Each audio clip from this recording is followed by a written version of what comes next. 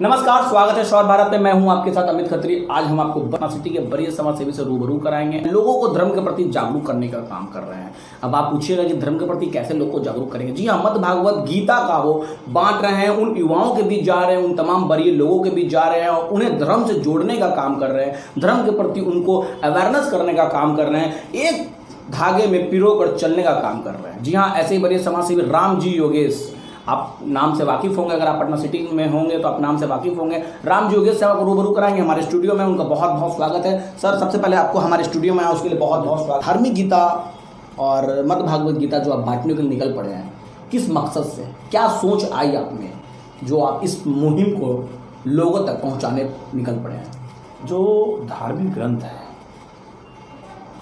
श्रीमद् भागवत गीता, रामायण, पुराण, जो हमारे भारतवर्ष में जितने धार्मिक ग्रंथ हैं, दरअसल वो धार्मिक ग्रंथ नहीं है। वो हमें समाज में रहने, समाज की परंपरा, हमारी संस्कृति और सामाजिक व्यवस्था के संचालन का वो एक हमारा जो है संविधान है, एक मानवीय संविधान, जिसके द्वारा हम जो है एक मानव का जो स्वरूप होता है, एक जो इंसान का जो इंसानियत का भाव होता है, वो हम में जगता है उनके अध्ययन से, उनके मनन से। तो आज के परिवेश में, जो आज का जो समय चल रहा है, आज के परिवेश में जो हमारे युवा हैं, हमारे वैसे पदाधिकारी हैं, हमारे समाज के समाज सेवी हैं, हमारे समाज के लोग हैं, हमें ऐसा लगता है कि उनमें मानवीय संवेदनाओं को विकसित करने का सबसे अच्छा माध्यम वो हमारा धार्मिक ग्रंथ हो सकता है। तो क्या आपको लगता है कि धर्म के प्रति जो लोगों की जो जागरूकता होनी चाहिए, या फिर धर्म के प्रति लोग कुछ भटक गए हैं, समाज के प्रति लोग भटक गए हैं, कुछ युवा वर्ग, आपको ऐसा लगता है उन्हें फिर से एक धागे में पिरो के चलने की जरूरत है? निश्चित तौर पर ये बात हमें लगता है कि जो आज का युवा वर्ग है, उनको जो शिक्षा मिलनी चाहिए, जो हमारा जो स्कूल है, कॉलेज है, जो व्यवस्थाएं हैं जहाँ से शिक्षा ग्रहण की जाती है, जो पारिवारिक परिवेश है, इसलिए इस परिवेश में, इस भाव में, इस क्षीणता को अगर पूर्णता में बदलना होगा तो हमको लगता है कि युवाओं के बीच में जो है हमें धार्मिक ग्रंथ मदद करें। इसके अलावा क्या संदेश देना चाह रहे हैं हम लोगों को? हम जो करते हैं, जो हम समझते हैं, अगर उसे हम दूसरों को भी समझाएं, हम दूसरों को भी प्रेरित करें अच्छे कार्य के लिए, तो निश्चित तौर पर हम जगेंगे, दूसरे जगेंगे।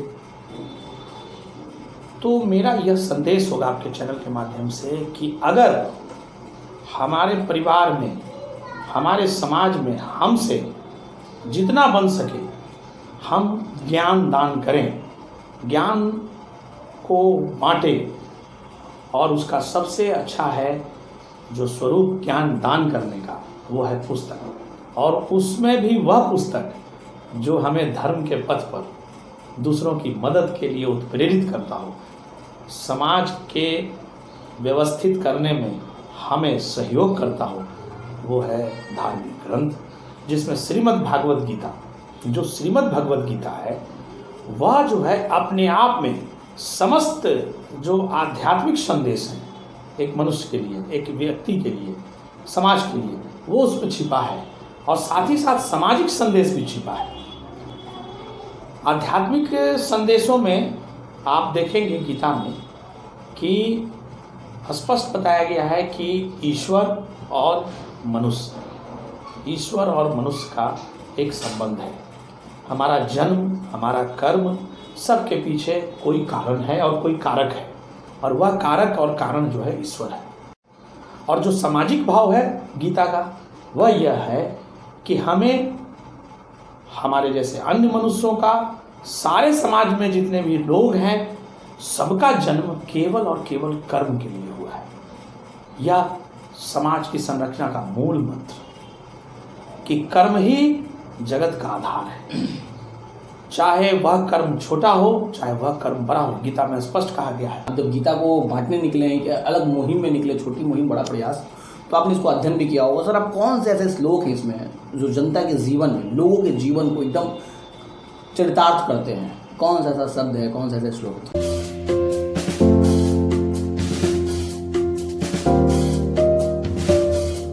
वो शब्द इसमें जो भगवान श्री कृष्ण ने कहा, यदा यदा हि धर्मस्य ग्लानिर्भवति भारत अभयुत्थानाम अधर्मस्य तदात्मानं सृजाम्यहम् परित्राणाय साधूनां विनाशाय च दुष्कृतां धर्म संस्थापनार्थाय संभवामि युगे युगे। उन्होंने कहा यदा यदा हि धर्मस्य, जब जब धर्म की हानि होगी, ग्लानिर्भवति भारत अभयुत्थानाम अधर्मस्य, और अधर्म की वृद्धि होगी, तब तब मैं धर्म की स्थापना के लिए और साधु संत सद्विचारकों के उद्भाव और विकास के लिए मैं जन्म लेता हूँ। तो ये हर समय सार्थक है। जो हमारा जो संविधान है वह कृष्ण रूप संविधान है। सत्कर्म के लिए जो पुरस्कार की व्यवस्था है और दुष्कर्म के लिए दंड की व्यवस्था है, वो हमारे संविधान का जो प्रारूप है भारत का, वो इसी मंत्र और इसी श्लोक के साथ प्रारंभ होता है। हमारे यहाँ जब आप गलत करते हैं तो वो अभयुत्थानम अधर्मस्य, जब आप अधर्म की ओर मुड़ते हैं, गलत करते हैं, तो आपका कानून और संविधान आपको दंड देता है, आपको रोकता है। और जो अच्छे लोग होते हैं, जैसे समाज सेवी होते हैं, जो जनप्रतिनिधि होते हैं, जो अच्छे होते हैं, उनको हमारा संविधान प्रोत्साहित करता है। आप देखेंगे कि एक अच्छा जनसेवक, एक अच्छा समाज सेवी, एक अच्छा काम करने वाला व्यक्ति भारत रत्न तक प्राप्त करता है हमारे भारत में। वह इसी मंत्र का प्रभाव है और इसी श्लोक का अर्थ है। हमारा संविधान भी इसी श्लोक पर चल रहा है। यह मूल चीज है जो हम में, आप में, सब में घट रहा है। इसे बढ़ाने की जरूरत है और इसको धारण करने की जरूरत है। इसमें साफ भाव छुपा है कि ईश्वर क्या पसंद करते हैं। ईश्वर ये पसंद करते हैं कि साधु का, सद्विचारकों का, सज्जन का, अच्छे लोगों का मदद होना चाहिए। और जो दुष्कर्म करते हैं, जो गलत राह पर चलते हैं, लोगों के साथ दूसरों को प्रताड़ित करते हैं, उन लोगों को दंड का भागी होना चाहिए। सारे श्लोक को अपने जीवन में अगर कोई इंसान धारण कर लेता है तो वो समझिए कि वो इंसान का जीवन सफल हो जाता है।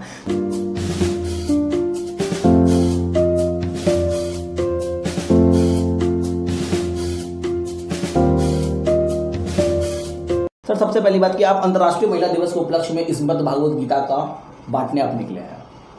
महिला दिवस था उस समय जिस दिन आपने इसकी शुरुआत की, इस मुहिम की। तो क्या लगता है सर महिला आज भी सुरक्षित है? उसका आज भी तिरस्कार होता है, महिलाओं का आज भी शोषण होता है? महिला आज उस सशक्तिकरण की दिशा में लोग, सरकार या तमाम तरह के जो आला तंत्र हैं वो कहते हैं कि महिला सशक्तिकरण, महिला उत्थान, महिलाओं को सुरक्षा हम दे रहे हैं, पर लेकिन आज भी लोगों को, उन युवाओं को, समाज के वैसे आपराधिक छवि के लोगों को सोचने की ज़रूरत है। मेरी महिला महिला, सामने वाले की महिला महिला नहीं, मेरी बहन बहन, सामने वाले की बहन बहन नहीं। तो क्या उनकी सोच को कीड़ा काट बैठा है? अगर इस गीता में भी ये छिपा है, महिलाओं की रक्षा करना, महिलाओं को सम्मान देना। प्रकृति और पुरुष, जो प्रकृति शब्द है वह स्त्रीत्व है शब्द है और महामाया का शब्द है। प्रकृति और पुरुष यानी नारायण ईश्वर के संयोजन से इस सृष्टि का विस्तार हुआ है।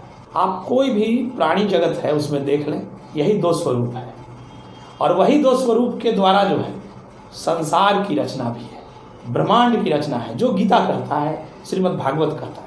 और हम देखते भी हैं तो मिलाते भी हैं। हमारे यहाँ भी संसार में वही चीज़ है।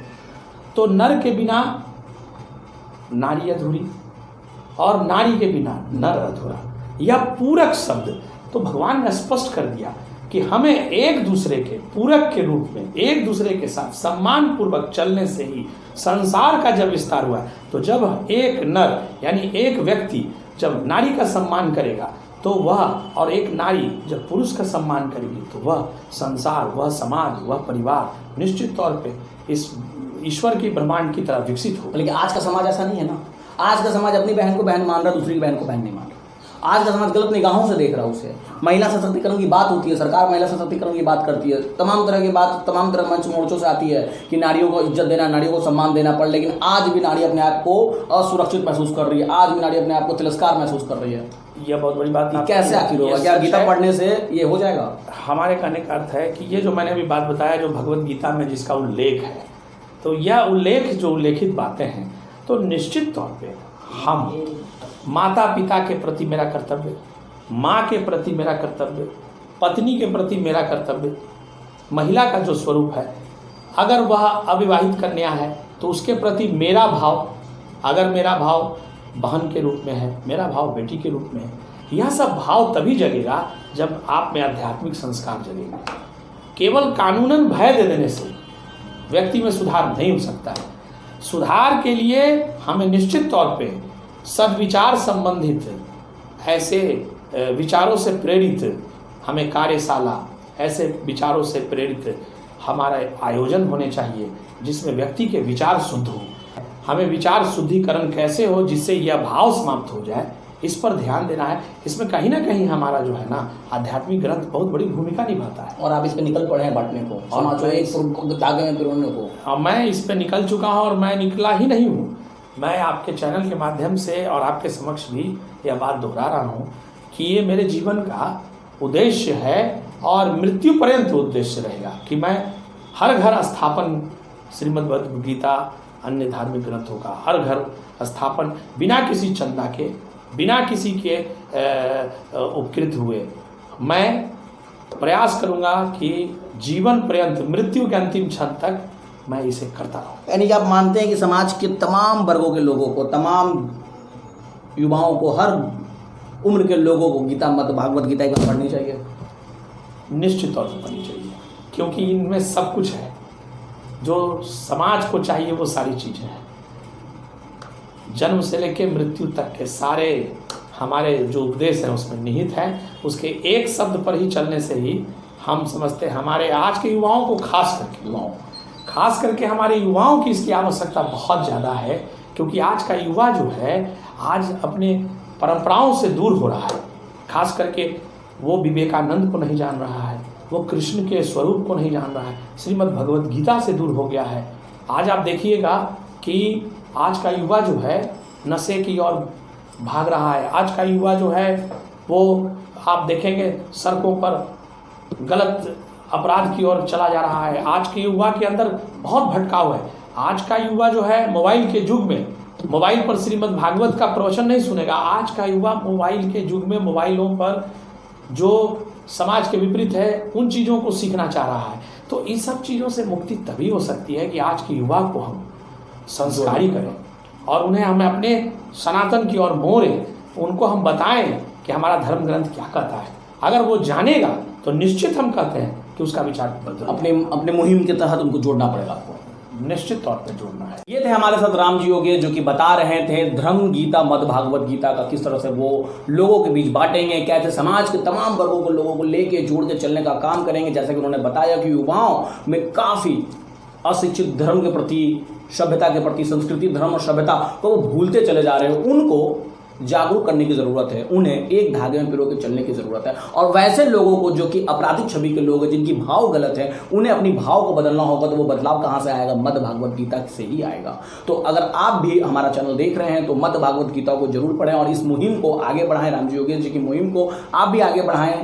तब तक आप हमारे चैनल को देखते रहें। शौर भारत न्यूज़ को सब्सक्राइब करें, अगर सब्सक्राइब नहीं किया सब्सक्राइब करें। और मैं यहाँ पर एक बात और भी बोलना चाहूँगा कि शौर भारत न्यूज़ भी राम जी योगेश जैसे समाजसेवियों की सैल्यूट करता है, उनकी इस मुहिम को तारीफ करता है, उनकी मुहिम को सलाम करता है।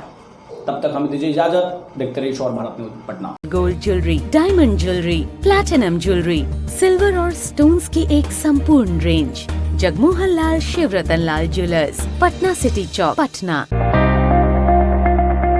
कुमार होम्स आए और LCD TV, fridge, AC, washing machine, अलमीरा, बेड, सोफा और डाइनिंग टेबल जैसे ढेर सारे प्रोडक्ट्स आपको मिलेंगे सिर्फ कुमार होम्स, गुरु गोविंद सिंह पथ, चौक, पटना सिटी।